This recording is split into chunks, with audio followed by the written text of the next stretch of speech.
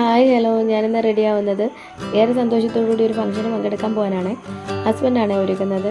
Video എടുക്കുന്നുണ്ടാകുമെന്ന് തോന്നുന്നു. ആളുടെ കൈ നന്നായിട്ട് വരയ്ക്കുന്നുണ്ടായിരുന്നു.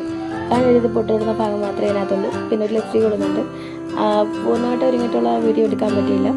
പിന്നെ അതുപോലെ തന്നെ ഞാനൊരു കാര്യം പറഞ്ഞോട്ടെ, എൻ്റെ വീഡിയോയ്ക്ക് ക്ലാരിറ്റി ഇല്ല എന്നൊക്കെ എല്ലാവരും പറയുന്നുണ്ട്. ഇച്ചിരി കൂടെ എഡിറ്റിങ് ബെറ്റർ ആക്കണമെന്നൊക്കെ.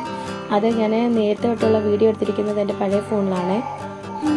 അത് കാരണമാണ് അത് ഇട്ടത് ഒരു കണ്ടിന്യൂറ്റി കിട്ടിയതിന് ശേഷം മാത്രം അടുത്ത വീഡിയോ ഇടാന്ന് വെച്ചിട്ടാണ്.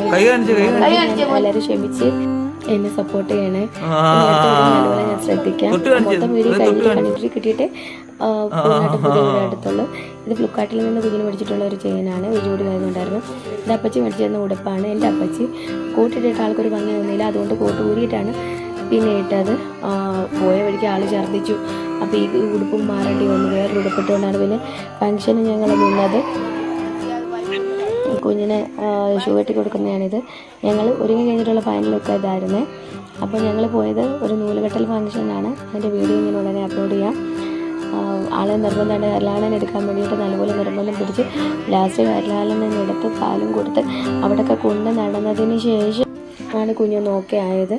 പിന്നെ ഞങ്ങൾ അവിടുന്ന് ഫുഡെല്ലാം കഴിച്ചു. അവിടുന്ന് കുറേ ഫോട്ടോസൊക്കെ എടുത്തു.